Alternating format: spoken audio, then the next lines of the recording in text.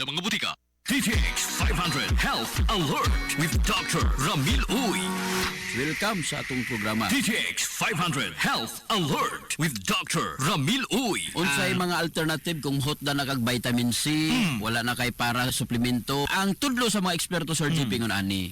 Kung gusto ka protektado ka, ang pinaka the best nga pag-inom nining mga alkaline nga vitamin C should be every 4 hours. Mo na pinakanindot gyud ta.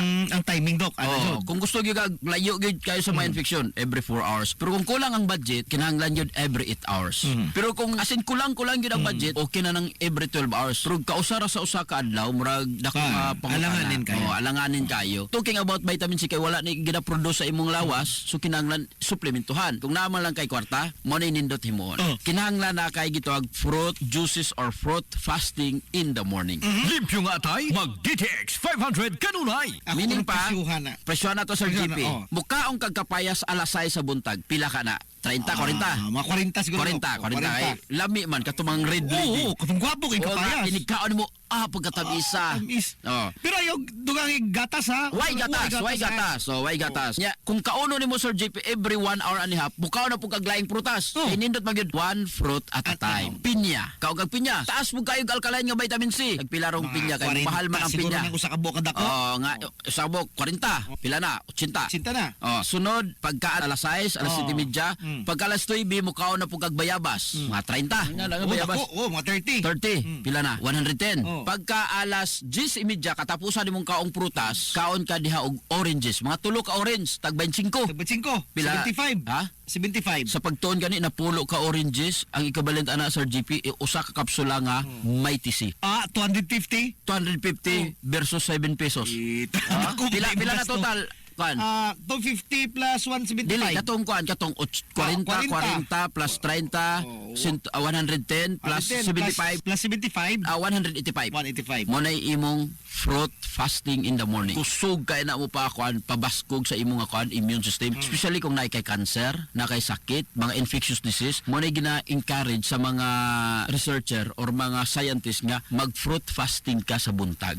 Udto na kamo kaon o hapon na kamukaon. Mo na yung tayo suggestion din sa hapon, mga vegetable juices. DTX 500 Health Alert with Dr. Ramil Uy. Nganong may TC ang ilang pilion sa JP? Unsay naas may TC? May TC in the form of sodium ascorbate, alkaline nga vitamin C. Kung mo inom kag 500 mg, 500 mg yun ang gamiton sa cancer JP. 100% 100% sa imong lawas. Unlike kung acidic nga vitamin C ang imong paliton, 30% lang ang magamit sa lawas. Wala na ilaing pilion pa nyo. May TC kay tested and proven na siya. Nganong parisa nimo o DTX 500? Number 1, iyang pahimsugon imong sundalos lawas. Pag himsog ang sundalos lawas, maayo kayo, bright kayo ang imong immune system. Ikaduha, kaya niya nga maka-function og sakto ang imong sundalos lawas because of DTX 500. Kining pait nga portion sa palya ug pait nga portion sa tubo mao ni makapatabang sa imong immune system. Sa healthy nga kasing-kasing, DTX 500 ang moampi. DTX 500 question of the hour. Pwede na mo take og may TC if na kay maintenance tambal para hypertension.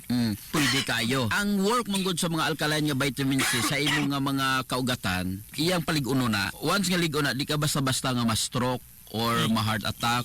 Mo na nakanindot kung gainom ka og alkaline nga vitamin C. Wala problema sa maintenance. Kinahanglan dili na nimo undangon, especially kung imong nga systolic more than 140 and your diastolic more than 100.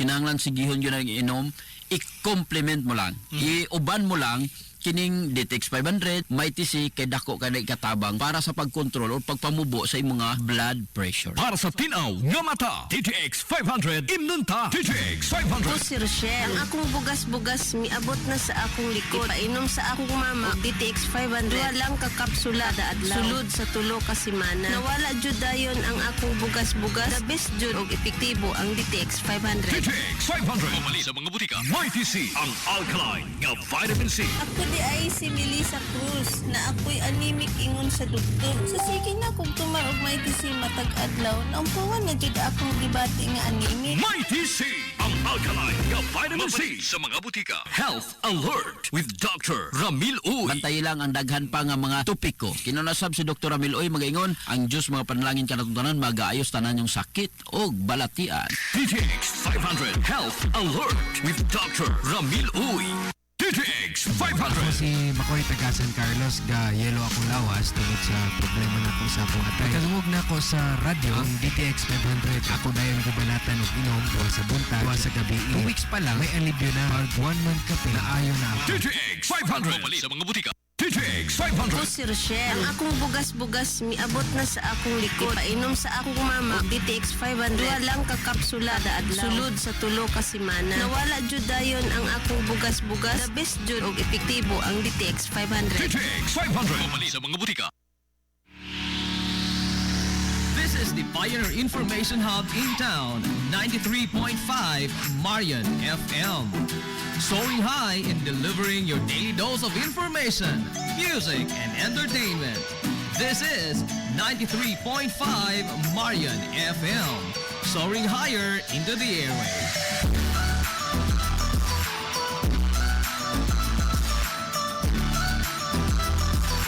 Broadcasting from the heart of your awesome and amazing town of Hilongos, soaring higher, 93.5 Marian FM. Broadcasting live from the heart of Hilongos, this is 93.5 Marian FM.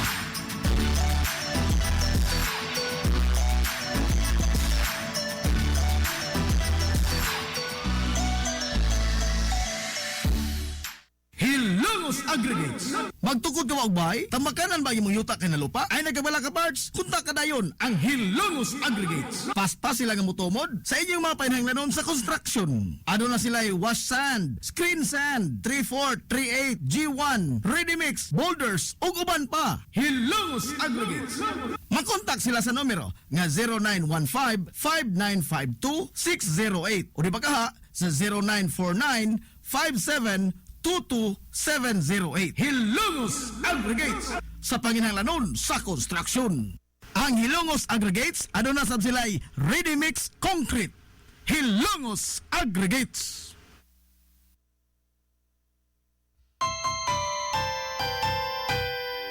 Kung sa'yo sa kabuntagon mangita tagpainit sa Lola Luz mamalit Lamian, barato, usok ug init Daling na adonata Lola Luz, garantisado yun nga lamian Lola Luz, sigurado yung sustansyado Lola Luz, among gidalit ang inyong paborito Lola Luz, absolutely delicious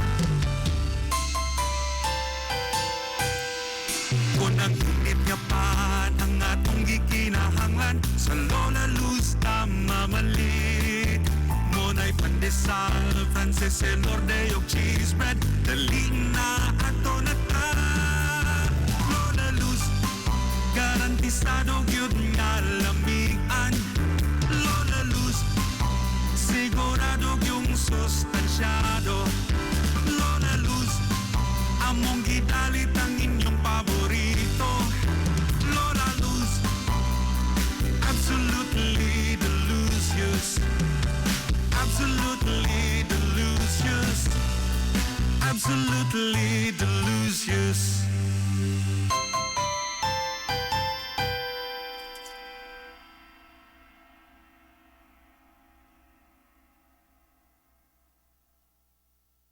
Limpyo ang karne sa baka, kabaw, manok, baboy, processed foods, mga sangkap sa imong paborito nga putahe, grocery, aw ni ara diri ang gikinahanglan sa imong family. Renren and Josel Meat Shop and Grocery. Ang Renren and Josel Meat Shop and Grocery adunay tulo ka mga sanga nga tindahan nga sayon kanyang tuoron sa lungsod sa Ilongos. Ana sila sa karnihan sa merkado publiko. Naasab sila sa Dan CV Alcuino, dool sa eskina sa Kanunay, ug sa RV Fulache Street sa eskina sa Cabidal sa lungsod sa Ilongos. Samtang kompleto usab sa tanang paginahanglanon sa kusina ang ilang tindahan sa Dan Juan Luna sa lungsod sa Bato. Ang Renren and Josel Meat Shop and Grocery gipadagan ubos sa landong sa RJTN Corporation. Alang sa healthy ug happy nga family, adto na ta sa Renren and Josel Meat Shop and Grocery. DTX 500. Ako si Danny, na-diagnose nga na ay fatty liver. Nadunggan ko nga nindo ang DTX 500 sa atay. Ug gisuwayan ko sa pagtumar. Duha ka kapsula matag adlaw. Sa sulod sa usa ka bulan, balik sa normal ko ang atay. Epektibo ang DTX 500. DTX 500. Mabali sa mga butika. DTX 500. Kuday si Mario, ako'y diabetes, 250 akong sugar. Tumar ko DTX 500 kaya ang akong gangas, kayo yung BP na ayos sa DTX 500. Duha kapsul, bunta ko sa gabi. After 3 weeks lang, 100 na ako sugar. Epektibo jud kayo yung DTX 500. DTX 500. Mabali sa mga butika. Nagkinahanglan ka og hardware and construction materials? Ayaw nag-apikihang imong kaugalingon igsuon kay naara na sa RM Espaldon Enterprises. Ana sila kukulamber, good lumber, construction materials, sand and gravel, concrete hollow block, electrical supplies, plumbing supplies, fishing supplies ug uban pa. RM Espaldon Enterprises. Naa sila tindahan sa daan RV Villa Flores sa lungsod sa Hilongos. Kontak ka lang ang numero nga 0932-592-8323. Naasab sila sa lungsod sa Matalom sa Barangay Caridad Sur. Kontak ka lang ang numero nga 0917-302-5550. Ug ingon man dito sa Barangay Bambahaw sa Dakbayan sa Maasin. Tawagin dayon ang numero nga 0942-791-3303. Samtang perfect kayo alang sa family outing ug relaxing ang Jokrans Floating Cottage. Nga na nahimutang sa Barangay Caridad Sur sa lungsod sa Matalom. Para sa reservation, tawagi ang numero nga 0942-368-0401. O baka padangati silang mensahe sa ilang Facebook page nga Jokrans Floating Cottage. RM Espaldon Enterprises and Jokrams Floating Cottage. Hillary Department Store, abunda sa bisan unsa nga mga matang sa panginhanglanon sa panimay, lapad nga kapilian sa grocery, di kalidad nga mga appliances, mga sinina ni kuya ug ni baby naasab, ug uban pang mga gikinhanglan sa panimay, sa eskwela, sa trabaho ug sa inyong pagpagwapa o pagpagwapo. Ang Hillary Department Store nagtanyag sab sa wholesale o retail nga presyo alang sa ilang mga produkto. Alang sa inyong mga pangutana o mga pakisusi, kontak ka lamang palihog ang Hillary Department Store. Pinagi sa cellphone number nga 0917-157-4032 o sa landline number nga 567-8015. Muati man sa inyong mga panginhanglanon ang mga buutan o maabi-abihon nila nga mga staff. Busa, unsa pa imong gipaabot? Adto na ta sa Hillary Department Store nga anaa nahimutang sa CV Alcuino Street, sakop sa Barangay Sentral sa lungsod sa Hilongos. Hillary Department Store. DTX 500. Ako si Alex, may kayuti ay jud ko. Sakit ipangihi og ako po puson sakit. Ipatay ko sa akong misis og DTX 500 tulo ka kapsul sa buntag, tulo pod ka kapsul sa gabi. Simana lang nawala jud ang sakit. Og nibalik sa normal ang akong pagpangihi. Epektibo jud kayo ang DTX 500. DTX 500. Mabali sa mga butika. DTX 500. Ako sa Jubilee, sobra kataas akong blood sugar. 300 kapin, gitistingan ako og inom DTX 500, duha ka kapsul sa isa ka adlaw. Sulod sa isa ka bulan, normal na jud akong blood sugar. 95 na lang. DTX 500. Mabali sa mga butika. Staycation, quality time with your family, friends or reunion, aw adto tas atabay pensyon, palibot nga malinawon, mga lawak ka mong gaway, limpyo, comfortable, safe og affordable. Sa atabay pensyon, layo ra ka trouble. Atabay pensyon. Aduna say VIP place, kaduna iyang kagalingong swimming pool. Ug ingon man, lugar alang sa usa ka event o nagtapok sud sa VIP place. Atabay pensyon. Anaan himutang sa Barangay Atabay sa lungsod sa Hilongos. Atabay pensyon. Ang Atabay Pension giparag-iya o ginuma ni Engineer Ray Franz Peel. Atabay Pension. Ang himsog nga panlawas pangandoy sa tanan. Ilabi na sa panahon karon kundi gihulga ang tibuok kalibutan sa magkalilisang nga sakit. Busa kitang tanan magbilantayon gayod dungan sa pagpaligon sa atong immune system. Ang Villa Flores Clinic sulod sa dugay nga panahon katambayayong na sa mga hilungusnon sa pagpabiling himsog sa ilang mga panlawas. Pinaagi sa paghatag og dekalidad nga serbisyong medikal alang sa tanan. Ang klinika nagtanyag sa nagkadaiyang serbisyo sama sa pediatric, OB-GYN, newborn screening, preventive care, medical check-up ug ang medical laboratory. Laboratoryong gihangup ug aprobado sa Department of Health. Ang Villaflores Clinic gitukod sa labing unang doktora sa atong lungsod, Dr. Altagracia Gracinga Villaflor, ug karon pa dayong gipalig-on ubos sa pagdumala ni Dr. Eleanor Eli Villaflor.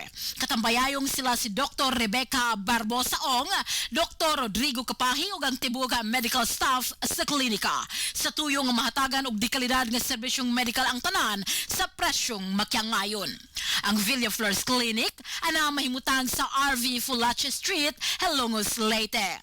Alang sa konsultasyon og sa dugang kasayuran, kontakang mga numero nga 053-567-9541 o kaha ang 0936-558-4781. Hinumdumi nga ang himsog na panlawas usa ka bahandi. DTX 500. Kulay si Mario, ako'y diabetes, 250 akong sugar. Tumar ko DTX 500 kaya ang akong gangas, kayo yung BP na ayos sa DTX 500. Doka kapsul, buntag ko sa gabi. After 3 weeks lang, 100 na ako sugar. Aktibo dyan kayong DTX 500. DTX 500. Pumali sa mga butika. DTX 500. Ako si Annabel. As kaayo ako cholesterol level nasa 200 plus. Akong gisulayan inom og DTX 500. Halos tanan ako silingan ga DTX 500. Nag-inom ko 3 capsules a day. Sa usa ka bulan pagpa-check up nako nag 100 na lang. DTX 500. Pumali sa mga butika. This is the Pioneer Information Hub in town, 93.5 Marian FM. Soaring high in delivering your daily dose of information, music, and entertainment. This is 93.5 Marian FM. Soaring higher into the airwaves.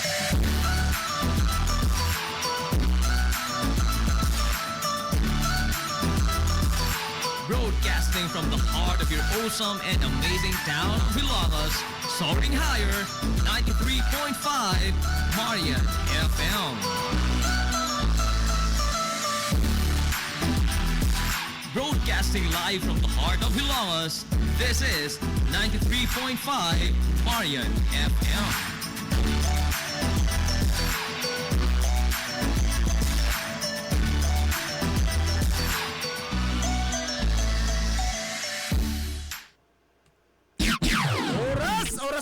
Oras sa 93.5 Marion FM. Alas 9:37.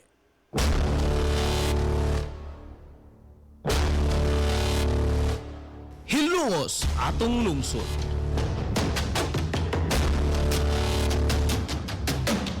Tunumanon nga nahimugso sa bugtong tuyo ug tumong nga idiga ang kamatuuran ngadto sa katawhan.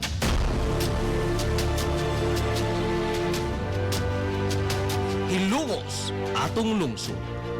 Way lipod-lipod nga mutandog sa mga hisgutanan nga may kalambigitan ang kinabag-an. Hilongos atong lungsod.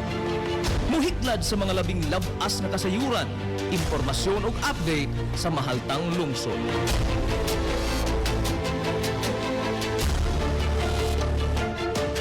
Hilongos atong lungsod. Duyugi ang inyong amigo sa kahanginan, Najib Montera Cubio.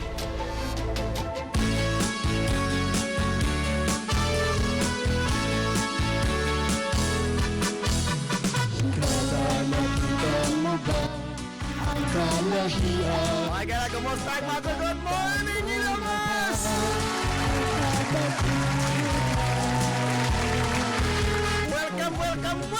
Welcome! Sa laisang ito mga uban sa Tulumanon. Ang inyong Tulumanon. Hilongos atong lungsod mga igsoon. Hilongos atong lungsod. Sangan sa kinibuk-an nga puwersa sa 93.5 Marion FM. Sangan sa tuminanggaon, mag-iunaw yung mga baga sa Mansalong sa Hilongos. Vice Mayor Albert Bintong Villahermosa.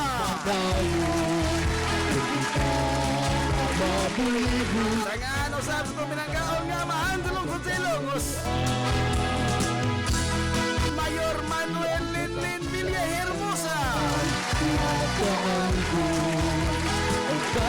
Sa gihapon, kini Paglupan. Ang ito amigong paglupan. Ang ito amigong moton. Najib Mumira Cubio. Bakit doyot ka niya pinangga? Hanggang tayo ng auto sa check na nining kabuntagan. Padayon sa imong paglupan. Kabuntagan mga isang ilungos doon nining adlaw nga Martes. Unang adlaw sa Musibya, Karasimanaasan 93.5 Marion FM. Adlaw nga Martes mga galapit sa 25 na.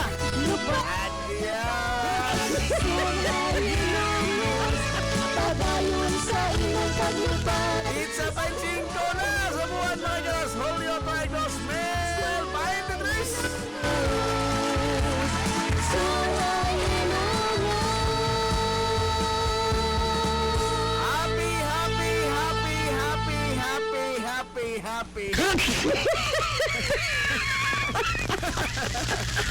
Happy Fiesta Barangay Talisay.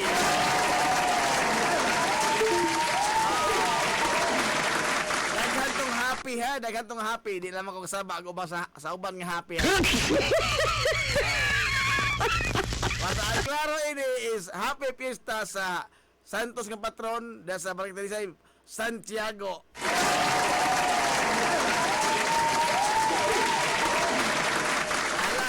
Happy Fiesta nyo diha. Onda, ato sa Talisay ha, kay Timog Baryo, naghikay para na ho.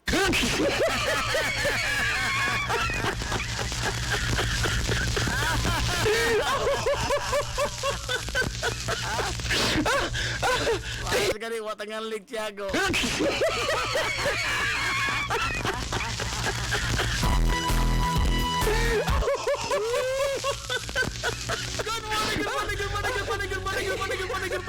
Good morning!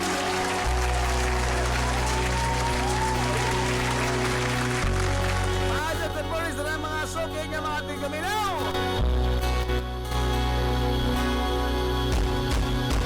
Maayos good morning mga OFW! Mga hilangos kung nga kay sikay na karong mga rasa sa kabuntagon!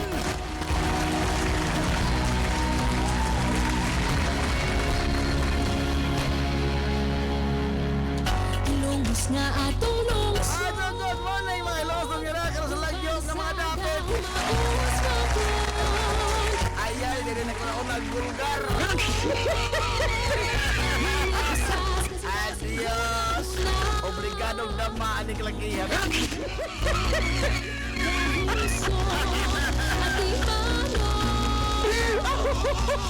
Ingon si Jade Galia, naghumpa doon siya para sa imong birthday mo nila, boy!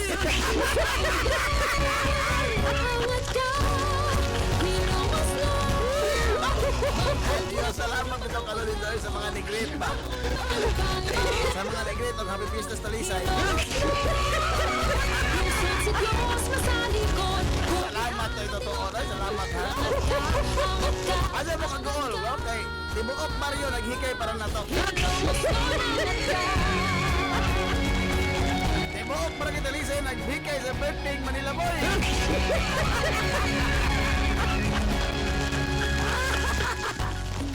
Oh, tayo mo ko sa kaon. Oh, asa mo ko tana? Automatic na, asa na Barangay Talisay.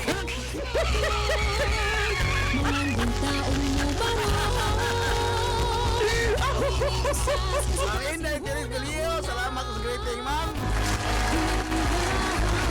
Ay, napakaladyo, ma'am. Ano ito Talisay yung tata? Basta mo kusog na ako ng adlaw, makakaon, sigurado. Ang makuyog, sigurado ang makakaon. Ato tas Talisay.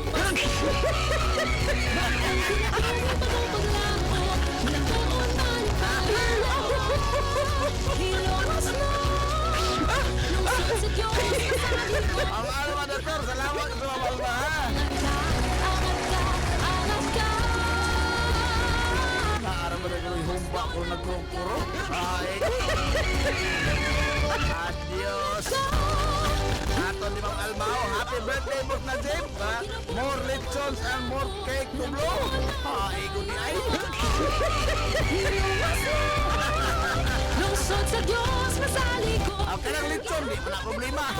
Nainaghanap ng lechon, tas Talisay. Hilongos Easy Mori, maaga buntag sa talang mga taga Tiyangkingan, labi na ni Papa Tix o ni Mama Santa o sa mga tindira.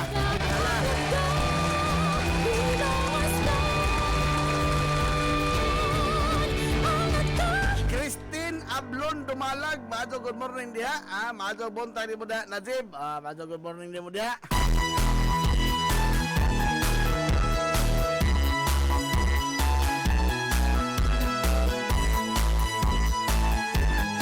Oban ko sir, ano kong lipata?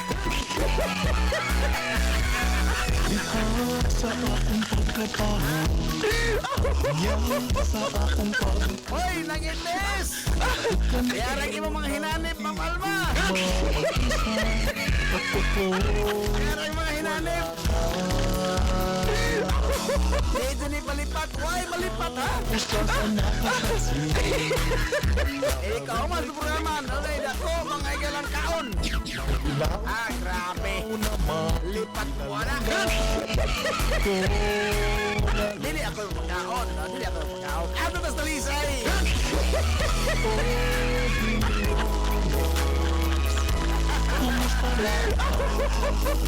Ako may alkansi sa mga trabahador ining kalakihan.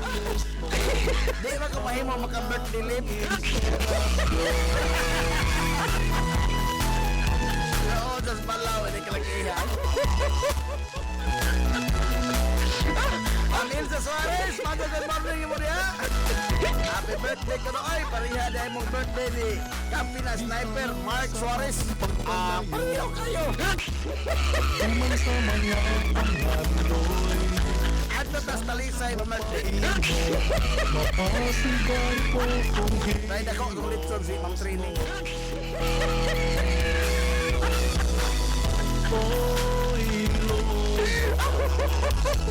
Pero magdungan tag ato ha. Mas ako na hino ito ang bigaan. Adios. Kung mao na, di na mao. Kumusta na ito? Mahal kong kumusta. Parang akong inspirasyon. Kasi ito na rin napita kay ingaw nga birthday leave. Di makumahin yung birthday leave. Kinahasong manukmat. Mahaira maka. Napasangila ba ta? Nahubog ito gabi.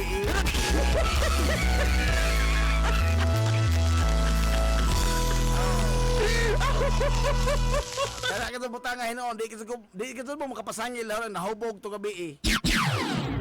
Gatas naman ang imnon.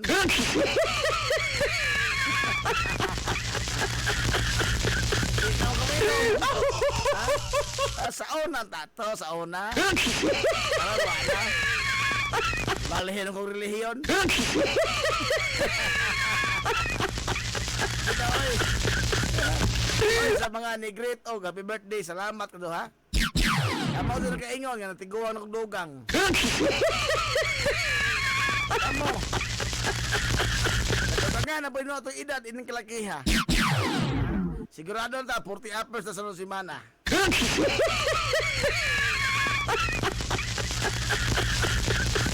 Tapos to di palipat. Balik kanus amo ko na lipat na tawhana. Di na malipat. Kahapon pa lamang gisugdan sa ulog. Sabiya eh.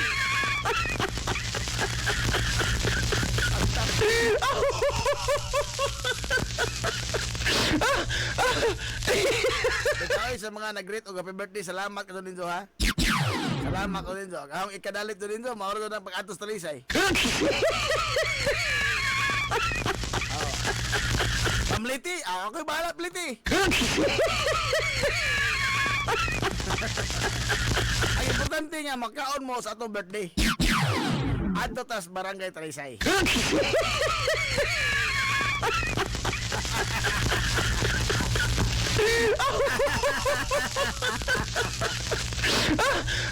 Istoko ni mo na tibuok baryo maghikay.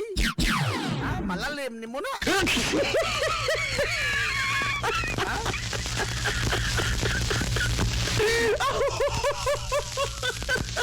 Alan. Uy, kagamo adlaw na tuod mga kaigsuonan. Nagpagayon og State of the Nation address. Oh.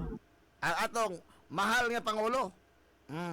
Si Presidente Ferdinand Bongbong Marcos Jr. Nakadungog mo siyang sunawa. Wa mo kadungog? Oy, pareha ta. Alam nyo, di ka malipatanan, atong paminahon karon mga higala ang iyang State of the Nation address. Ha? Atong paminahon mga kaigsuonan og unsa bay gipanabi mga higala presidente, unsa bay iyang gipang saad, unsa bay iyang gipang buhian nga mga pong atol sa iyang State of the Nation address. Atong paminahon mga higala ha, ang iyang labing una mo tan no, maisip ning ikaduha mga higala nga sona kay ikaduha man yang tuig karon. Apan mao pa ni ang una para nako mao ni ang unang sona nga siya na gyud nagtimon ba sa pangamhanan sa tibuok nasod. Kay for the past mga higala 1 year siya na may nagtimon. Kaya ito iyang sona nga una tiwasunon man to ka Presidente Duterte man to. Tiwasunon man to. Kay wa pa man siya to makalingkod gyud. Oh. Karon mao ni ang iyang State of the Nation address. Unsa may tan-aw sa presidente sa atong tinud-anay mga higalang kahimtang sa tibuok Pilipinas. Ato paminahon mga kaigsuonan ha. Kapilis oras ang iyang kuan, usa ka oras ug 11 minutos ang iyang pagpakigpong ngadto sa katawhang Pilipinhon. Ato paminahon ang iyang State of the Nation address. Of the Philippines, His Excellency Ferdinand Romualdez Marcos Jr., President of the Republic of the Philippines.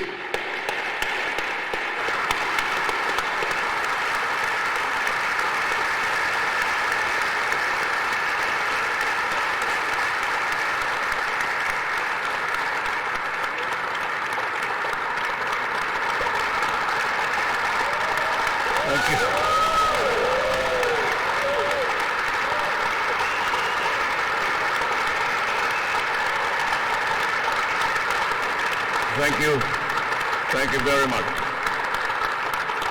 Allow me to greet Vice President Sara Zimmerman Duterte, the former presidents, our former presidents, President Joseph Ejercito Estrada and President Gloria Macapagal Arroyo, Senate President Juan Miguel Zubiri, and the honorable members of the Senate, House Speaker Ferdinand Martin Romualdez, and the honorable members of the House of Representatives, Chief Justice Alexander Gismundo, and the Honorable Justices of the Supreme Court, His Excellency, Most Reverend Charles John Brown, and the esteemed members of the Diplomatic Corps, Executive Secretary Lucas Bersamin and the members of the Cabinet, First Lady Luis Araneta Marcos,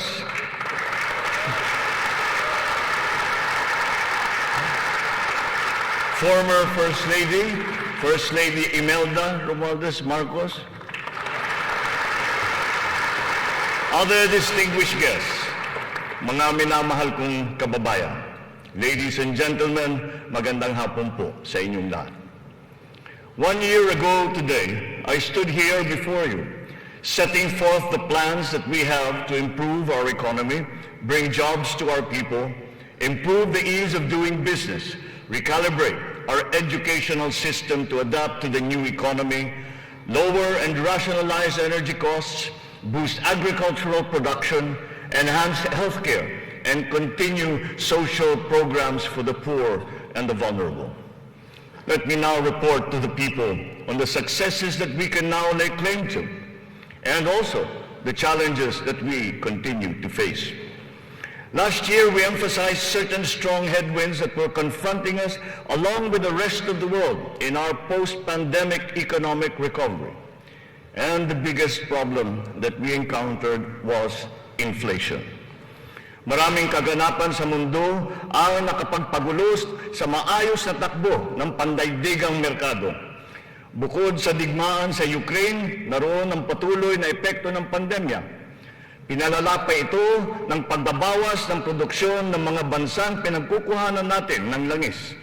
Nang tumaas ang presyo nito, nagsunura na rin ang presyo ng iba't ibang bilihin, ang gasolina, ang kuryente at ang pagkain. Ramdam sa buong daigdig, pati na sa Pilipinas, ang naging pagtaas ng mga presyo ng bilihin noong mga nakalipas na buwan. Sinuri nating mabuti ang sitwasyon. Sa tulong ng ating mga ekonomista, nakapagbalangkas tayo ng mga polisiya na magsisilbing pundasyon ng ating ekonomiya sa mga susunod na taon. Ito ay nakasaad sa ating medium-term fiscal framework na sinuportahan ninyo sa Kongreso. Kasabay nito ang paglulunsad ng mga estratehiya na mapalakas sa kakayahan ng ating mga kababayan at mga sektor ng ating ekonomiya. Nakakita po tayo ng magagandang resulta. While the global prospects were bleak, our economy posted a 7.6% growth in 2022, our highest growth rate in 46 years.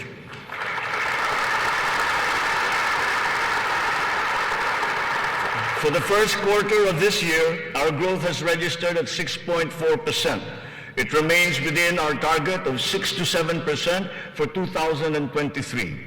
We are still considered to be amongst the fastest growing economies in the Asian region and in the world. It is a testament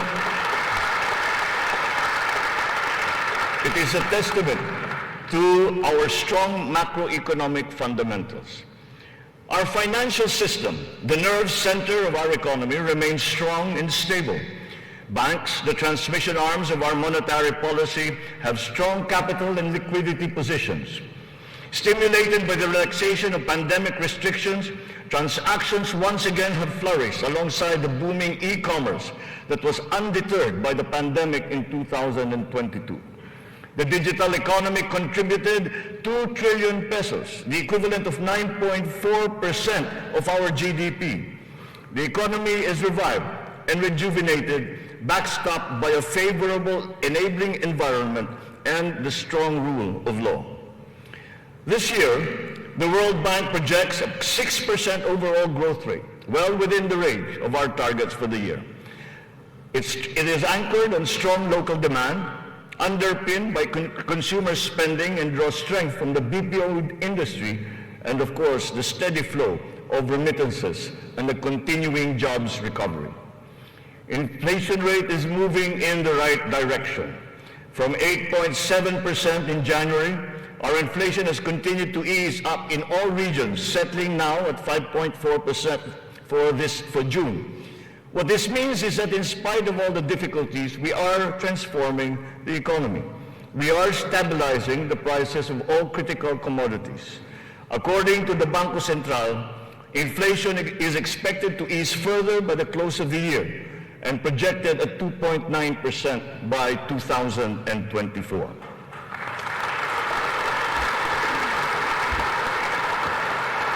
On matters of the economy, there are many things over which we have no control.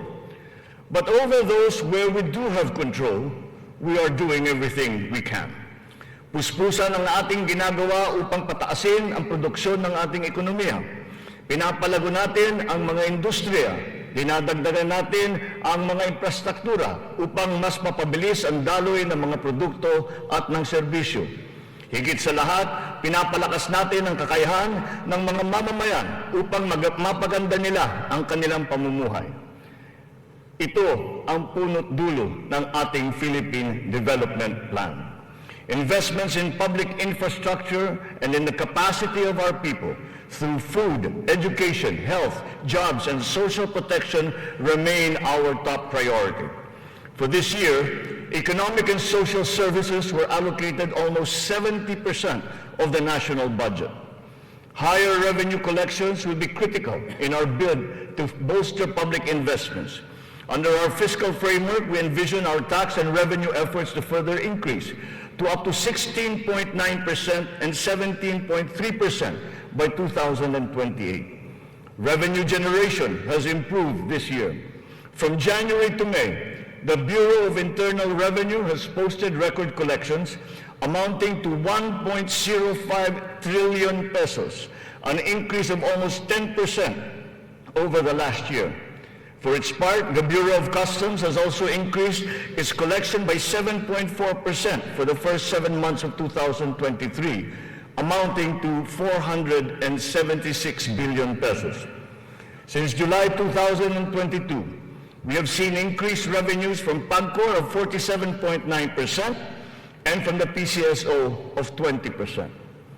We therefore seek, once again, the continued support of Congress to enact into law the policies and reforms under our fiscal framework.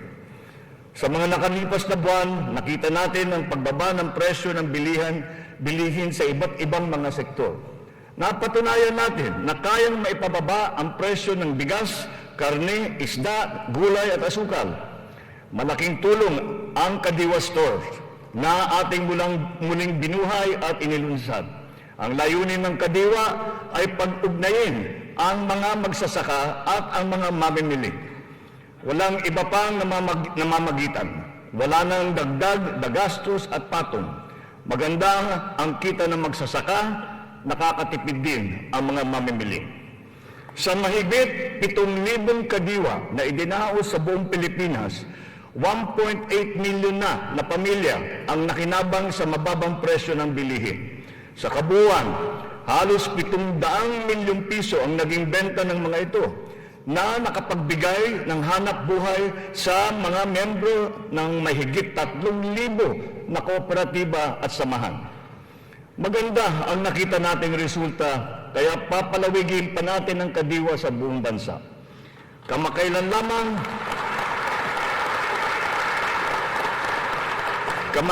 lamang ay nagsanib puwersa na ang mga ahensya ng pamahalaan upang lalo pang patibayin ang Kadiwa. Katuwang natin dito ang buong sektor ng agrikultura at ang lokal na pamahalaan. Our aim is to boost our local agricultural production through consolidation, modernization, mechanization, and improvement of value chains, augmented by timely and calibrated importation as needed. Nakita nating tumaas ng 2.2% ang sektor ng agrikultura sa unang 3 buwan ng taong ito. In our quest for food security, our methods are now more guided by science and the balance of nature, so that production is both sustainable and responsible, benefiting both this and future generations. Our fisheries codes must be revised to incorporate and strengthen science-based analysis and determination of fishing areas. This approach will protect both the interests of our fisherfolk and our fisheries and aquatic resources. To this end, we will seek the support of Congress to amend the code to guarantee sustainable development of our fisheries sector in harmony with environmental balance.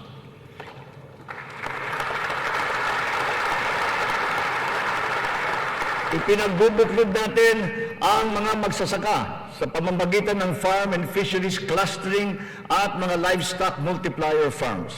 300 cluster na ang ating natukoy na binubuo ng halos 900 kooperatiba at may lawak na mahigit na 200,000 hektarya ng bukirin. Upang mas mapabilis at mas mapadali ang pagbuo ng kooperatiba, kakailanganin natin ang suporta ng Kongreso na maamyendahan ang Cooperative Code. Sa pamamagitan nito, unti-unting lalakas ang kanilang produksyon at puwersa sa merkado. Totoo ang kasabihan, mas malapas basta't sama-sama. Pinapalawak natin ang kanilang kaalaman sa makabagong mga teknolohiya at pamamaraan. Isa na rito ang paggamit ng biofertilizer na gawa sa Pilipinas at subok din at maaasahan. Sa balanced fertilizer strategy, gaganda ang ani ng mga magsasaka. Hindi na nila kailangan pang umasa sa mas mahal at imported na fertilizer. Bilang tulong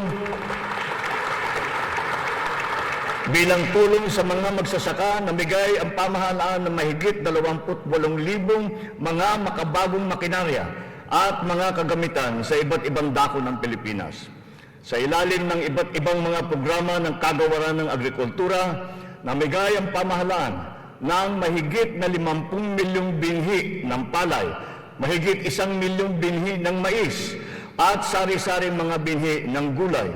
Nagpamigay tayo ng mahigit 100,000 binhi ng niyog at nagpatanim sa halos 10,000 hektarya ng lupa sa buong bansa. Lahat ng mga binhing ito ay makabago hybrid at mataas ang kalidad. Sa naging pagtaas ng presyo ng gasolina at pataba, nagdala ng kaunting ginhawa ang mga fuel at fertilizer discount vouchers na ating pinamigay sa mga nahihirapang magsasaka. Ang mga natanggap nating donasyon na pataba mula sa China, pinimigay na natin kaagad sa kanila. Isa sa mga dahilan ng pagtaas ng presyo ay ang mga smuggler, mga hoarder at mga nagmamanipula ng presyo ng produktong agrikultural. Hinahabol at iaabla natin sila. Sadyang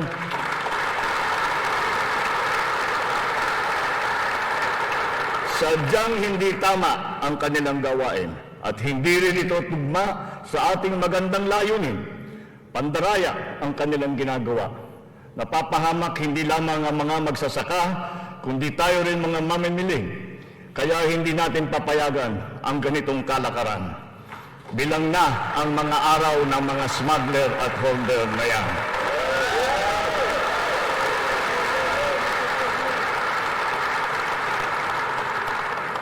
Mahalaga ang infrastruktura para masuportahan ang may 14 na milyong hektarya ng sakahan. Inayos natin ang geo-agri-map ng mga farm-to-market roads ng buong bansa upang maidugtong mabuti ang mga sakahan sa mga pamilihan. Alinsunod dito, karagdagang 600 kilometro ng mga FMR ang ating nilatag sa iba't ibang panig ng bansa. Binigyan din natin ng patubig ang mahigit na 49,000 hektarya ng bukirin sa buong Pilipinas. Nagpagawa tayo ng halos 4,000 mga karagdagang fabrication lab, production at cold storage facility na magagamit ng lahat. Sa tulong ng Kongreso, nakapagpatayo tayo ng 24 na multi-species hatcheries upang maparami ang produksyon ng mga isda. Nakabantay tayo sa anumang banta ng mga sakit at peste na maaaring dumapo sa mga pananim at alagang hayop. Malapit na tayong magkaroon ng mga epektibong gamot at bakuna labang sa mga ito. Samantala, pinapalakas natin ang biosecurity levels ng mga alagang hayop bilang panlaban sa sakit. Tayo rin ay naghahanda sa El Nino na nagbabadyang tumama sa mga darating na buwan. Nagsimula na tayong maghanda at ang mga buffer stock at ang mga kagamitan patubig ay hinahanda na. Kung kinakailangan, magsasagawa pa tayo ng cloud seeding upang makapagdala ng ulan. Kasabay ng lahat na ito, hinihimok din natin ang ating sambayanan na magtipid ng tubig para sa malawakang paghanda sa banta ng tagtuyot. Tulad ng ating ipinangako, ipinagpatuloy natin ang reformang pansakahan. Mahalagang haligi ito ng sektor ng agrikultura na ating inaayos. Nitong nakalipas na taon, mahigit 70,000 titulo ng lupa ang ginawad sa mga benepisyaryo ng reformang agraryo.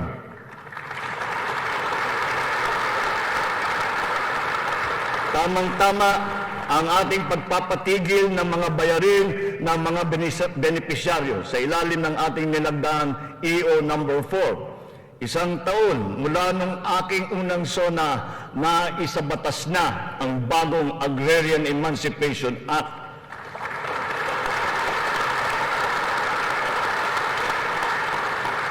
Dahil dito, ang 57 billion piso ng utang na pinapasan ng mahigit 600,000 benepisyaryo ay tuluyan ng nabura.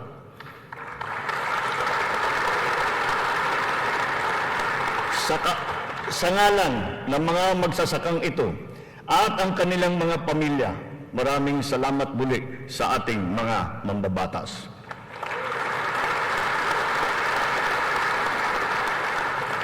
Ang tubig ay kasing halaga rin ng pagkain. Kailangan natin tiyakin na may sapat at malinis na tubig para sa lahat at sa mga susunod na salinlahi. Kasama na rito ang tubig na ginagamit natin para sa sakahan. Considering its fundamental importance, water security deserves a special focus.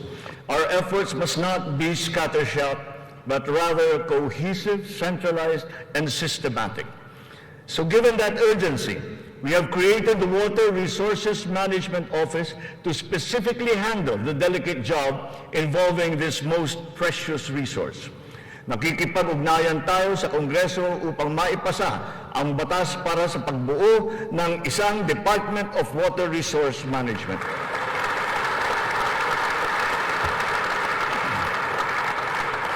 This year, we have allocated 14.6 billion pesos for water supply projects, which will benefit communities all over the country. Recently, the water supply of NCR and Rizal received a significant boost from the first phase of the Wawa Bulk Water Supply Project. The water supply will increase as the project enters the second phase. We have installed 6,000 rainwater collection systems across the country in preparation for the looming dry spell brought about by El Nino. One of the keys to continuing economic growth is infrastructure development. So we will build better and more. Our 8.3 trillion peso Build Better More program is currently in progress and being vigorously implemented.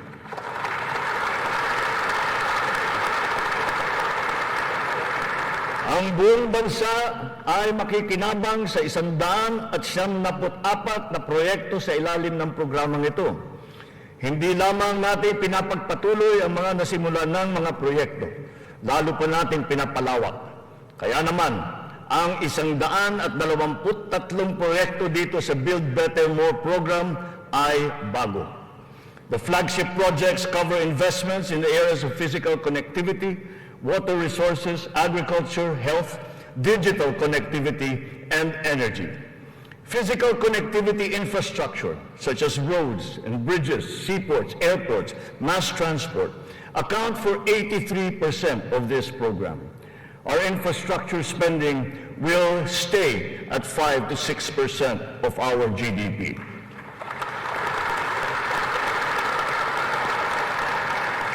The underlying logic to our infrastructure development is economic efficiency. We are opening up all gateways to mobilize goods and services at less cost and in less time, and ultimately to drive the economy forward. Our road network plans must link not only our 3 major islands, but all prospective sites of economic development. The 1,200-kilometer Luzon Spine Expressway Networks program will effectively connect Ilocos to Bicol from 20 hours to just 9 hours of travel.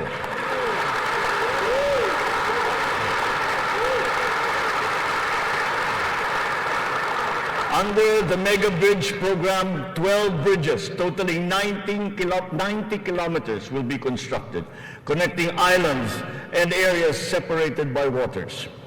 The program notably includes the Bataan-Cavite Interlink Bridge and the Panay-Guimaras-Negros Island Bridges, each spanning 32 kilometers, and also the Samal Island Davao City Connector Bridge. As of June this year, we have constructed, maintained, and upgraded more than 4,000 kilometers of roads and around 500 bridges across the country. Crucial airport and port development projects across the country have also been completed, including Cebu Pier's 88 Smart Port and the new passenger terminal buildings of Clark Airport and the Port of Calapan. We initiated several railway projects with a total length of more than 1,000 kilometers. Notably, the southern leg of the north-south commuter railway system is now in full swing. In a few years, travel from Pampanga to Laguna will be reduced from 4 hours to just 2.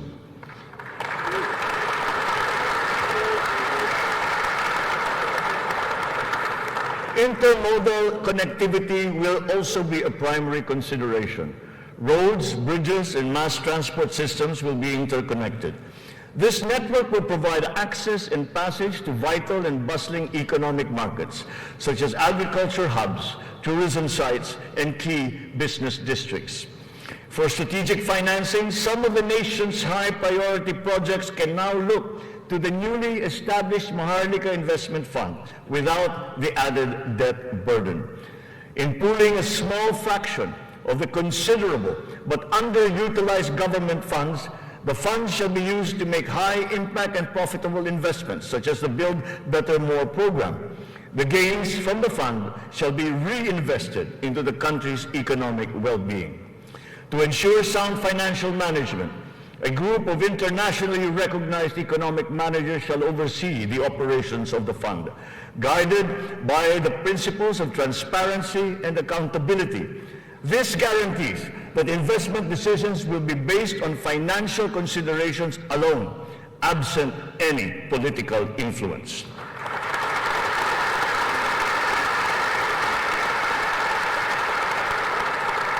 The funds for the social security and public health insurance of our people shall remain intact and separate. Owing to favorable market conditions, the price of crude oil has stabilized. Since last year, gasoline and diesel prices have gone down by 18% to 29% respectively. We have built 8 new additional power plants. This brings to 17 the total number of power generation facilities that have been switched on across the country since last year, substantially increasing our energy production by 1,174 megawatts.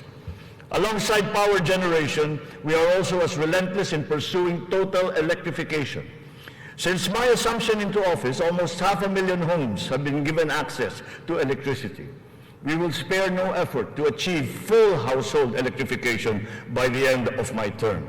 100% is within our reach. When it comes to energy, renewable energy is the way forward. We are aggressively promoting renewables so that it provides a 35% share in the power mix by 2030, and then on to 50% by 2040. To accelerate the realization of this green energy goal, we have opened renewable energy projects to foreign investments. Since last year, an additional 126 renewable energy contracts with a potential capacity of 31,000 megawatts have been awarded. To date, we have over 1,000 active projects spread all over the country. 299 of these are solar, 187 are wind, 436 are hydroelectric, 58 biomass, 36 geothermal, and 9 are ocean-powered.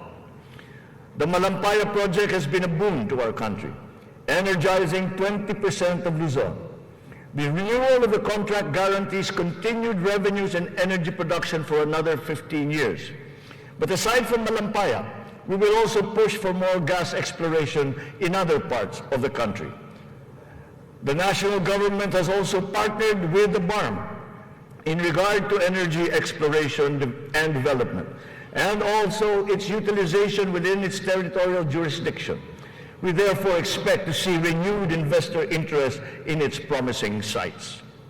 We finally have a unified national grid with the interconnection of the Luzon, Visayas, and Mindanao grids. The one grid, one market will enable more efficient transfers and more competitive pricing of electricity throughout the country. However, 68 grid connections are much delayed, according to the ERC's count. We are conducting a performance review of our private concessionaire, the National Grid Corporation of the Philippines. We look to NGCP to complete all of its deliverables, starting with the vital Mindanao, Visayas, and Cebu Negros Panay interconnections. Habang pinapabuti natin ang lagay ng ekonomiya, pinapalakas din natin ang kakayahan ng Pilipino. Ito ay sa pamamagitan ng mahalagang armas ng edukasyon, magandang kalusugan at trabaho. Malaking bahagi ng pondo ng pamahalaan ay inilaan para sa mga ito. Sa ating pagtahak sa kaunlaran, walang mamamayang Pilipino ang maiiwanan. Para sa atin, ang bawat buhay bawat buhay ay mahalaga. Ano man ang edad, kasarian, pangkat, relihiyon o pisikal na kondisyon, sila ay kukup-kupin at tutulungan. Naglalaan tayo ng sapat na pondo para sa mga paglingap ng mga lubos na nangangailangan. Layunin natin na sila ay makabangon, mabigyan ng sapat ng kakayahan at maging produktibo. Hindi lamang DSWD, kundi pati ang DOLE, ang DepEd, TESDA, CHED ay tumutulong sa ating mga kababayang nangangailangan. Ang AIX, TUPAD, TVET for Social Equity, Social Pension for Indigent Senior Citizens at ang Cash for Work para sa mga PWDs ay ilan lamang sa mga mahahalagang programa ng pamahalaan para sa kanila. Nariyan din ang Integrated Livelihood Program Kabuhayan upang matulungan ang mga maliliit na negosyo. We are inclusive in our pursuit of social protection. The pension of the military and the uniformed personnel is as important, as urgent, and as humanitarian as that of all other civilian Filipino employees. Efforts are underway to make it fully functional and financially sustainable. We are once again working closely with Congress to ease the transition from the old system to the new one, so as to be able to guarantee that no effects are felt by those in the uniformed services.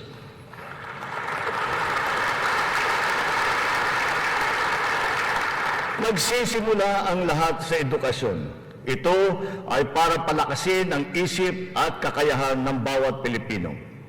Ang ating butihing Vice Presidente, nakalihim din ng kagawaran ng edukasyon, ay tumutulong upang tiyakin na ang bawat batang Pilipino ay mabibigyan ng nararapat at kalidad na edukasyon.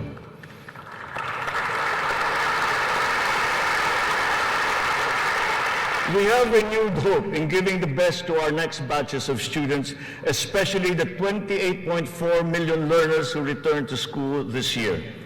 Learning recovery will be at the forefront of our education agenda. The Matatag Agenda for Basic Education has been launched, focusing on relevance of curriculum, rapid and responsive delivery, and the welfare of both learners and teachers. We are augmenting as well our school workforce. 90% of the newly created teaching positions have now been filled, while additional administrative personnel have been hired to unburden the teachers of any extra load. Taking to heart the lessons of the pandemic, alternative delivery modes and blended learning methodologies have been adopted to ensure unhampered learning. Additional social safety nets, such as school-based feeding programs, are also being implemented. Learners will be made more resilient. Our public schools and facilities are being increased and fortified. The shortage of classrooms and facilities is being addressed. Aside from new construction, schools and facilities are being retrofitted to become ready for the future, ready for hybrid and high-tech learning, and also climate-ready and disaster-proof.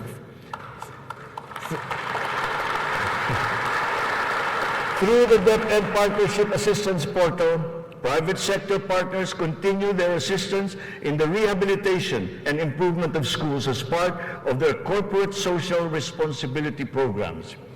We are recalibrating the K-10 curriculum to ensure that it is always relevant, responsive, and at par with international standards.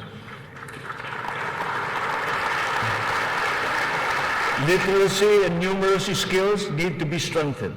The virtue of good citizenship and sense of community are also now integrated into our curriculum. We continue to exhaust all efforts to keep our young people away from the sinister influences in the dark corners of society. We are making available to them their participation in formal schooling, alternative learning, non-diploma courses, or in technical vocational education and training, or TVET. TVET continues to prove itself to be an empowering educational intervention. There are many examples of how its graduates have gone on to secure competitive technical jobs. Since last year, more than 1 million Filipinos graduated from the TVET, one-third of whom were TESDA scholars. More and more of our higher education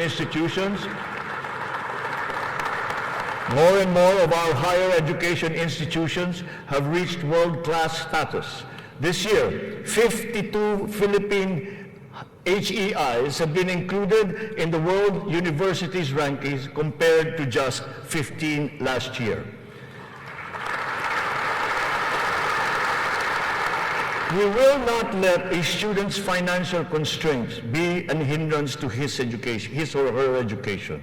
We have activated social safety nets, such as skills development training and youth employment programs. Tertiary education in state universities and colleges will remain free for our qualified students.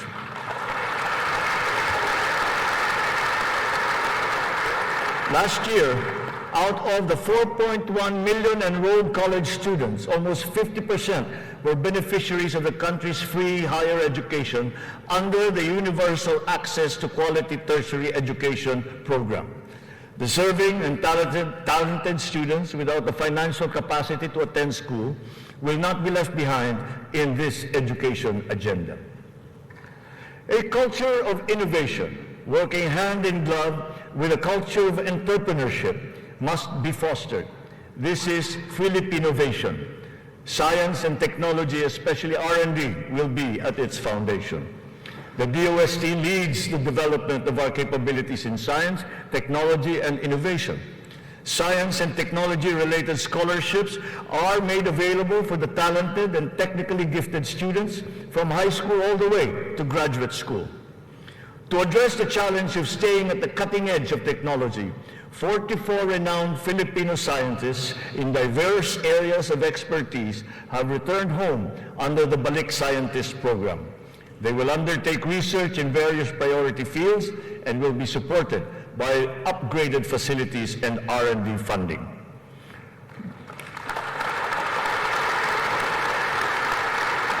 The Philippines has launched 2 additional satellites into space.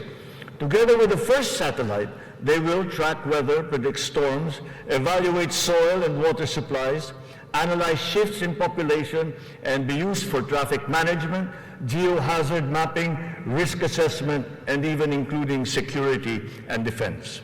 Science, technology, and innovation will drive the quality and competitiveness of our workforce, as well as our manufacturing, export, creative, and service industries, in existing markets and in new ones waiting to be explored. The bane of the mismatch between jobs and skills among our workforce is being rectified through strengthened government, industry, labor, academic partnerships, and the continuous reskilling and upskilling training programs that we have put before our workforce.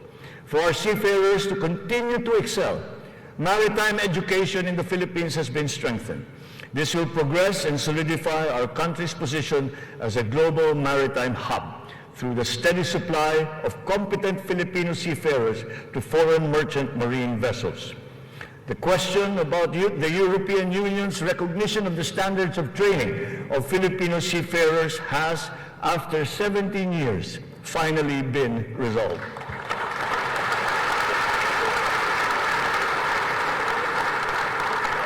This development now effectively maintains the Filipino seafarers' distinct competitive advantage in the global shipping labor market. To address the current shortage of healthcare professionals in our country and to help us achieve our goal of universal healthcare, we are greatly expanding our medical and nursing education programs. We will push the envelope even further. We are helping nursing graduates hurdle their board exams so that they will obtain their licenses and join our pool of healthcare professionals. Ang kalusugan ang ikalawang armas para sa lakas ng pangangatawan ng bawat Pilipino. Isinusulong natin muli ang kalusugan ng Pilipino. We are now refocusing our health priorities, applying the lessons learned from the pandemic and addressing the weaknesses that it has exposed. Healthier communities and lifestyles are our advocacy.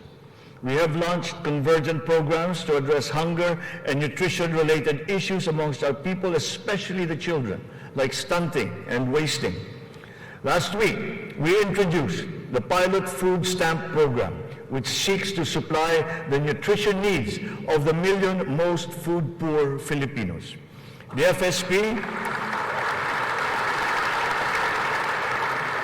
The FSP shall complement our nutrition continuity programs, such as the First 1,000 Days program, which ensures nourishment for the first 3 years of a child's life.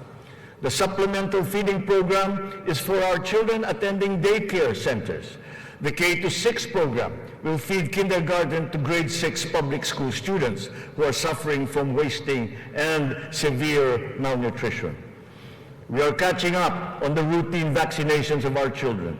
As of this year, more than 80% of our eligible children have been vaccinated against measles, rubella, and polio. Nananawagan ako sa lahat ng mga magulang na kumpletuhin ang mga bakuna ng kanilang mga anak at magtungo sa pinakamalapit na health center para sa mga libreng bakuna. The whole of society must exert efforts to suppress the alarming rise of tuberculosis and HIV/AIDS. To stem the tide, the strategic plan is to ensure early diagnosis and treatment and ample testing sites and medications. Our healthcare system is undergoing structural changes. Public health facilities are being increased, both in number and in capability. Last year, more than 3,400 projects were completed. To improve capacity for specialized medical treatment, specialty centers in various fields are being established and integrated into our government hospitals. And the last year, additional 60 specialty centers have been opened to the public.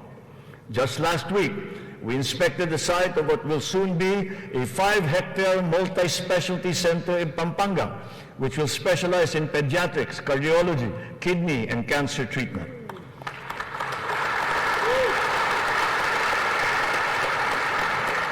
We are working for a more direct, efficient delivery of services through integrated primary care providers and networks in partnerships with the LGUs and our partners in the private sector. These shall, of course, be supported by what is now a better and more efficient PhilHealth. Ang presyo ng mga mahalaga at pangunahing gamot ay bumaba ng humigit kumulang ng 40%. Mayroon ding iba na bumaba na hanggang 70%.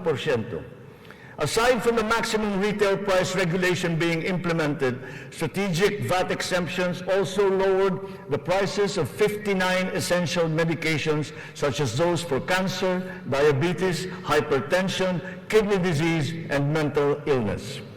Palapit ng palapit na tayo.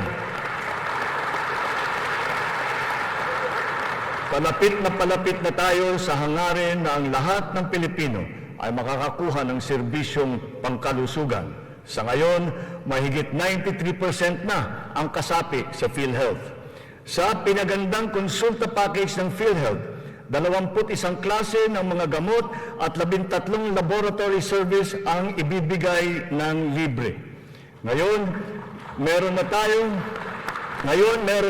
mahigit 2,000 konsulta center sa buong bansa.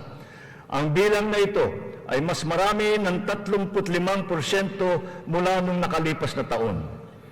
Upang mas lalo pang makatulong sa mga pasyente, ang dating 70 libreng dialysis session ay inakyat na natin sa 156.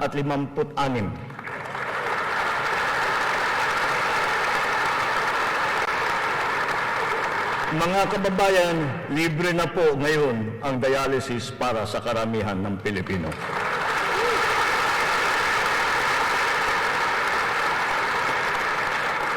Noong nakalipas na taon, mahigit 3.4 milyon na Pilipino ang nabigyan ng tulong sa ilalim ng Medical Assistance for Indigent Patients program ng DOH. Tinutugunan natin ngayon ang ating kakulangan sa mga doktor at mga nurse sa pamamagitan ng mga reforma sa edukasyon, patuloy na pagsasanay at paniniguro sa kanilang kapakanan. Naglagay po tayo ng doktor sa halos 200 munisipyo sa bansa. Lalagyan natin din ng doktor ang natitirang 19 na bayan na wala pang doktor. Upang masuklian naman natin ang naging sakripisyo ng ating mga health workers sa pribado at pampubliko ng mga ospital nung nakaraang pandemya, ipapamahagi na sa kanila ang kanilang COVID Health Emergency Allowance at iba pang mga nabimbing benepisyo.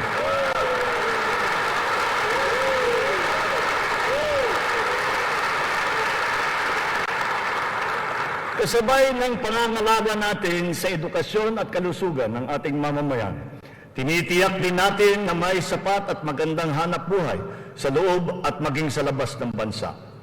As of May this year, our employment rate rose to 95.7%, clear proof of the improvement from the severe unemployment that we experienced during the height of the pandemic. Employment then was at a low of 82.4%. But even with our current high level of employment, we must do more.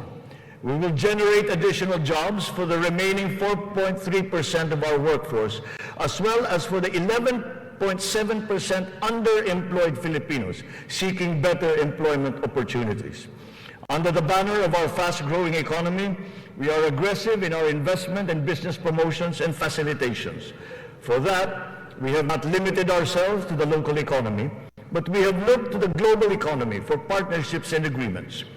Our independent foreign policy, a friend to all and enemy of none, has proven effective. We have formed strategic alliances with our traditional and newfound partners in the international community. We have embarked on foreign trips to promote the interest of the country for peace building and for mutually beneficial purposes. These economic missions have yielded an estimated total investment value of 3.9 trillion pesos or 71 billion US dollars, with a potential to generate 175,000 jobs. The implementation of recent economic reforms is underway. BOI-approved investment projects have reached 1.2 trillion pesos during our first year, while other strategic investments approved for processing through the newly established green lanes amount now to 230 billion pesos. Our existing bilateral and multilateral trade agreements, notably within the ASEAN framework, and with Japan, and with Europe, and allow us to leverage our competitive advantages and reap economic benefits. We will continue to forge more of these international partnerships that will lead to a more balanced trade strategy and a healthier economic position. The Regional Comprehensive Economic Partnership, or RCEP, is now in force. It is a multilateral trade arrangement with the ASEAN and other countries such as Australia, China, Japan, Korea, and New Zealand. We can now have competitive access to a regional market that comprises 2 billion people. As we address our weaknesses and develop competitiveness in other potential areas, we must also play to our strengths. Our competitive advantage must be leveraged. As a service export powerhouse, we must continue to nurture the growth of the services sector, particularly the information technology business process management sector, and of course, the tourism industry. Our tourism has always been a reliable pillar of our economic growth through the years, providing livelihood to more than 5 million of our citizens. Because of the reopening of the economy and the phenomenon of revenge travel, this sector is headed for a great rebound. From January to June this year, we have received 3 million international visitors. This number is already 62% of our 4.8 million target for the entire year. Mga kababayan, ang lahat ng mga ginagawa natin ito ay magbibigay bunga sa libu-libong hanap buhay para sa ating mga kababayan.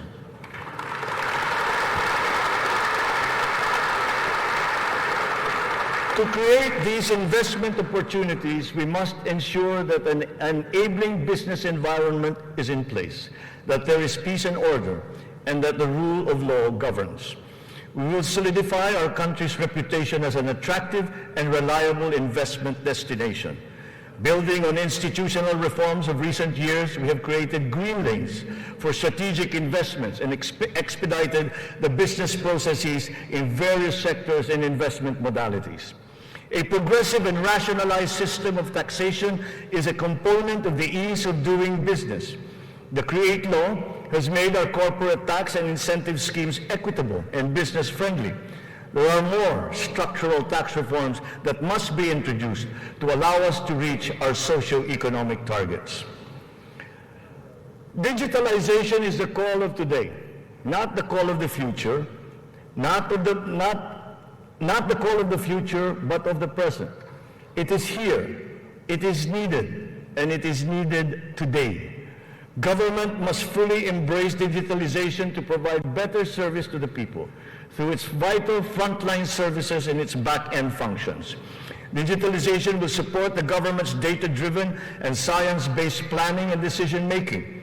It is the greatest, most powerful tool, not just to improve the ease of doing business, but also against many forms of graft and corruption.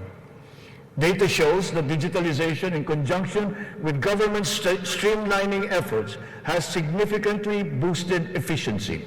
Notable examples are in the areas of government payments, company and business registrations, issuance of permits and licenses, loan applications, and revenue collection. All our digitalization efforts will be linked to our payment systems, whose digital transformation has been accelerating at a remarkable rate. Digital payments accounted for 42% of the total retail payments made in 2022, whether by businesses or individuals or by the government. Its high trajectory is now well positioned to achieve Bangko Central's target of 50% of total retail payments by this year. The eGov PH app has also been launched. As envisioned, all key government services are to be integrated into the single and centralized mobile app for the convenience of the general public. The national ID system will be at the core of this digitally transformed network of government services. It will fundamentally change the lives of each Filipino. At 87% total registration, we are now closer to establishing a complete, accurate, and reliable digital database of our own for the entire population. This has already been integrated into the eGov PH app and can be now accessed by our citizens. Consistent with this transformative policy direction, all government offices must then ensure that their vital services are digitalized immediately. In response to this call, the Department of Migrant Workers launched last week the Department of Migrant Workers Mobile to make the journey of our overseas Filipino workers easier. Because of system upgrades, our internet speed has improved. As of June of this year, our fixed broadband speed ranks 47th amongst 180 countries. This ranking is 11 places higher than it was last year. Our mobile internet speed is now ranked at 83 out of 142 countries, which is 8 places higher than it was last year. There will be more improvements as our internet infrastructure undergoes further upgrades. Early this year, Starlink went live in the Philippines, now providing high-speed satellite broadband connectivity. Our national fiber backbone and broadband ng MASA projects will also deliver high connectivity and high-speed internet. We are prioritizing geographically isolated and disadvantaged areas. The DICT has been directed to consolidate all these digitalized government services into the eGov PH app, to establish the National Government Portal and the Philippine Business Data Bank to improve the internet speed in our country. With our e-commerce roadmap firmly in place, we are poised to take this digitalization drive further and beyond, utilizing e-commerce to take full advantage of new technologies. The first bill that I signed into law was the SIM Registration Act, because we are mindful of the risks and vulnerabilities that can lead to negative consequences. Digital users and consumers shall be protected from identity theft, phishing, other online scams through essential systems and safeguards, such as cybersecurity, data privacy, consumer complaint mechanisms, and financial literacy campaigns. The training is necessary to ease the transition of those whose jobs will be affected by the shift to digitalization are also now being included in the curricula and programs offered by TESDA, DICT, and other agencies of government. It is our wish that one day foreign employment will be driven by choice, not by necessity.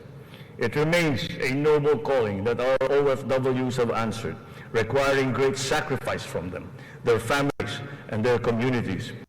We are engaging with our partners in the international community to ensure a safe working environment for our countrymen.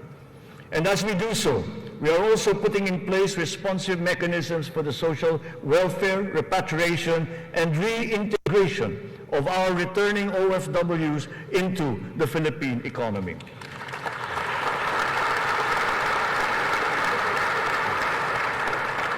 As the world economy reopens, we are witnessing a rise in overseas Filipino deployment. In 2022, the number has increased by 62%. OFWs continue to send in historically high remittances, solidifying their role in our transformative economic growth. In 2022, our OFWs contributed $32.5 billion, or roughly 1.8 trillion pesos to our economy. Several countries have also signified interest to explore bilateral labor cooperation with the Philippines in the areas of healthcare, tourism, hospitality, engineering, construction, and information technology.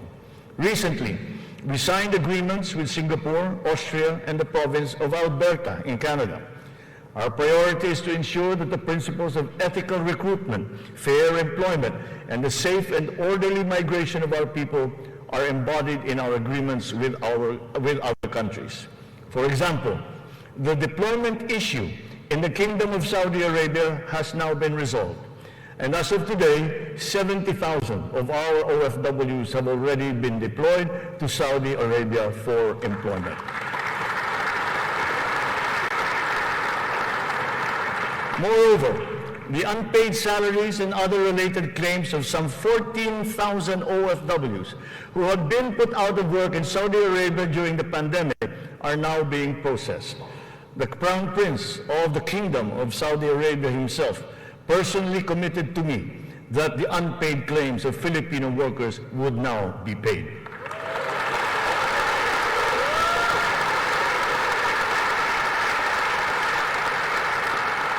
The continued employment of some 50,000 workers and the deployment of many more Filipino seafarers aboard EU vessels has also been assured.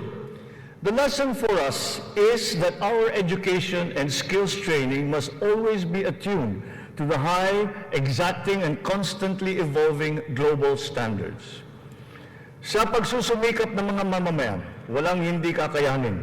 Kahit ang mga matatayog na pangarap ay maaabot, kasama ang inaasam na tahanan. Katuwang natin ang lokal na pamahalaan at pribadong sektor upang matulungan ang Pilipino sa pangangailangan ng pabahay.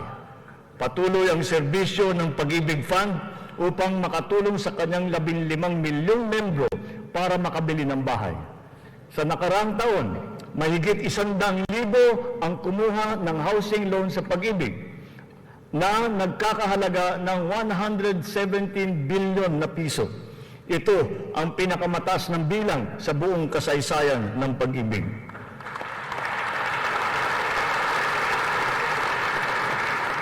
Itong nakalipas na taon, mahigit 148,000 na kabahayan at mahigit 30,000 mga Certificate of Eligibility of Lot Award ang naipamahagi sa Luzon, sa Visayas at sa Mindanao sa ilalim ng sari-saring mga programang pabahay ng pamahalaan. Mahigit 35,000 residential free patent at agricultural patent titles naman ang naibigay sa mga benepisyaryo nito sa buong bansa. Hindi pa dito natatapos. Papalawigin pa natin ang ating programa sa abot-kayang pabahay, lalo na para sa mga mahihirap nating kababayan. Itong nakalipas na taon, inilunsad natin ang pambansang pabahay para sa Filipino Housing Program o 4PH. Nagkaroon na tayo ng groundbreaking sa 25 lugar sa iba't ibang bahagi ng bansa. Nagpirmahan na rin ng kasunduan upang simulan ang mga proyekto sa mahigit 100 lokasyon. Kung susumahin natin ito, mahigit 1 milyong kabahayan ang maialay natin sa ating mga kababayan sa buong bansa.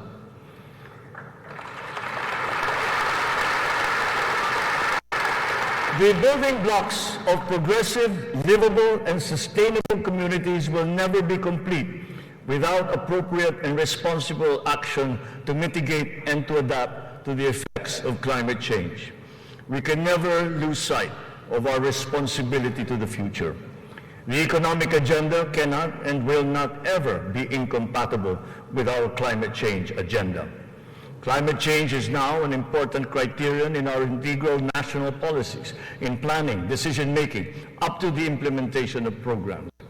The potential advantages of such enlightened policies extend to jobs and livelihood, with the unlocking of the development of the green and blue economies.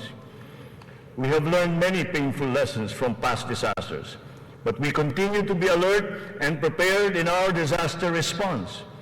It has in fact been commented that sometimes we are over-prepared for such natural disasters. Well, to continue that, we are reorganizing our response teams to make them more adaptable, agile, and effective in times of calamities and crises, with a clear unity of command.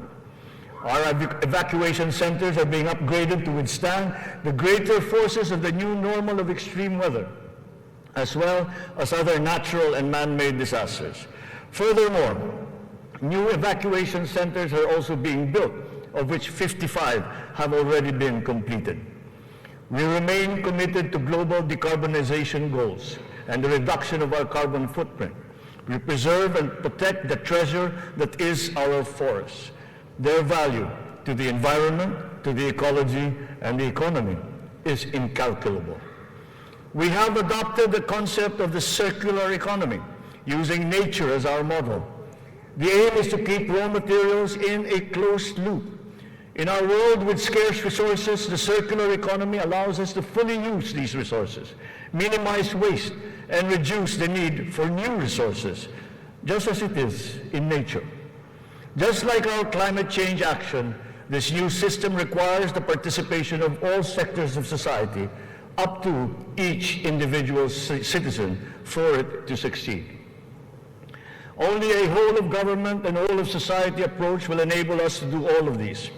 It is necessary to apply all the resources that are at hand if we are to progress as quickly as we need to. Collaboration is the key between and among government offices, and between government and the private sector, between industries and the academia, between government and international partners, and most importantly, collaboration between and among our populace. Kakailanganin natin ng tulong at kakayahan ng buong pamahalaan at ng buong bansa. And so, we shall do the same for the next 5 years. We seek not only to become more effective, but more, to become truly transformative. This approach will be operationalized through the interagency cooperations as well as through coordinated efforts between and among the three branches of government and the independent constitutional bodies. We have organized private sector advisory councils and national local mechanisms to establish the needed linkages. Once again, on this same principle, I urge the government to enact a new government procurement law and a new government auditing code.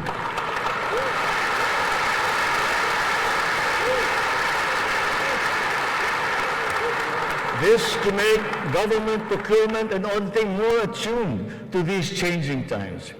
We will give effect to the mandate of the Constitution and the Local Government Code as clarified by the Supreme Court very soon. Almost all the required devolution transition plans of the LGUs are done. To fully prepare them for optimal devolution, the necessary technical and financial assistance is being extended to our local governments. In everything that we do, the enduring Filipino quality of bayanihan will still be our guide. 5 taon mula ng matinding kabuluhan, babangon na ang Marawi City.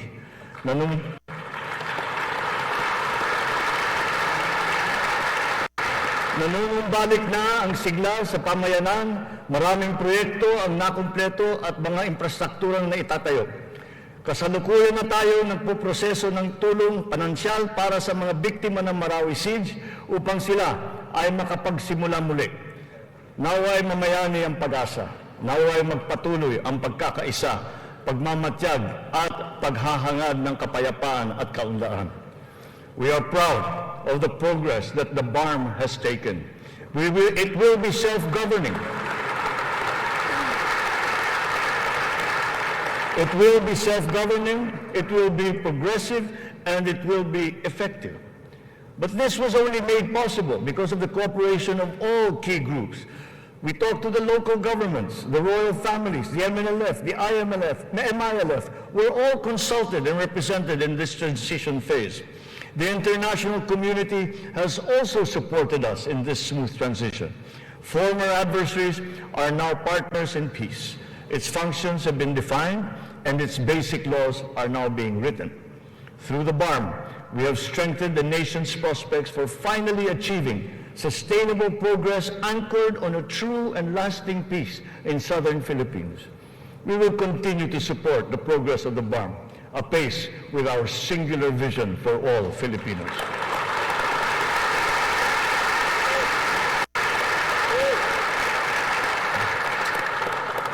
A strong and stable rule of law will strengthen the foundation of our transformation. Our police and armed forces are being strengthened and modernized to be more effective in maintaining peace and order and in defending our sovereignty. We fully support the judiciary's efforts to improve the justice system and to protect constitutional rights. The campaign against illegal drugs continues, but it has taken on a new face.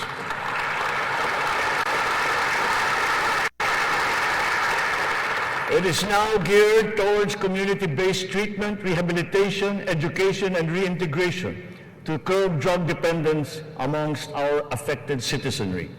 Last year, we launched the Buhay Ingatan, Droga'y Ayawan, or BIDA program, and established an additional 102 Balay Silangan Reformation Centers nationwide. We will relentlessly continue our fight against drug syndicates, shutting down their illegal activities,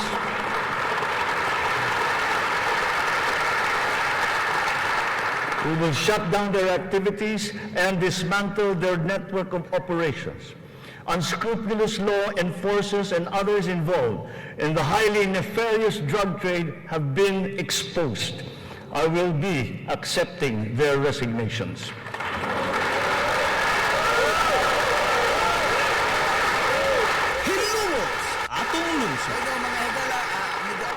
And there's na sa hinapos nga bahin man ang kininiang State of the Nation address ni Presidente Ferdinand Bongbong Marcos, no, nani sa kininiang hinapos naman ning bahin.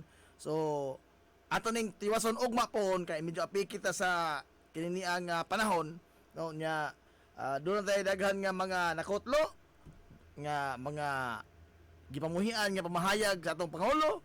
Ito na po yung mga maglado ra sa tinuod ng mga pamahayag uban.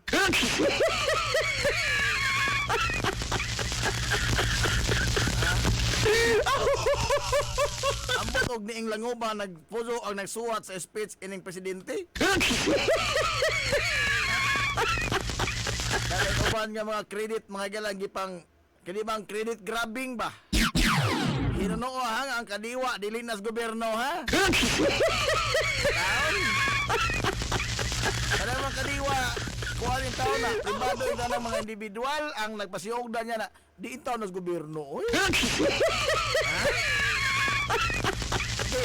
Ato itiyon mga igala atong pananaw sa saktong mga botang. Ha? Kinang ni os-os ang precious bugas. Ha, good? Naramdaman na nila pag-uso sa precious bugas. Ha, good? Ay, magunabitan ng barato ng bugas.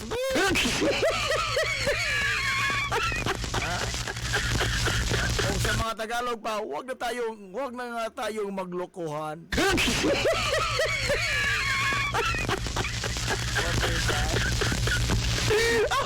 Ay, Boss Aton! Good morning, Boss Aton! Anyway, ato ni Tiwason, mga gala sa pagpaminaw, ang iyang hinapos nun, gamay na lang ni Tiwasonon, sa iya mga gala nga State of the Nation address ni Presidente Bongbong Marcos Jr. Sa mga tanang ni Great,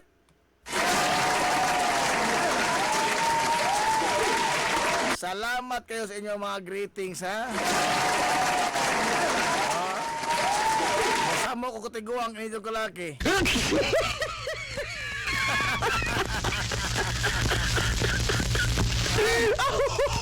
Samo ko katiguang inyong kalaki. Yala, wata mga galing igong panahon. Okay, palusot ito mga importante mga pahinumdom. Sige, sunod lang, taod lang. Ano ate, palusot mga galing mga pahinumdom. Kanya, hala, ugma sa buhon ha? Matuo ko sa kubalik.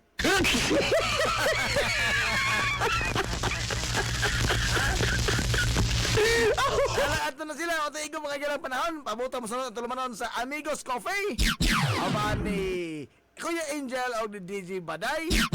Salamat sa pagtubay. Adto na sila. Kaya salamat sa pagtubay mga gala. Madong good morning Hilongos. Sorhay. Hilongos Atong Lungsod.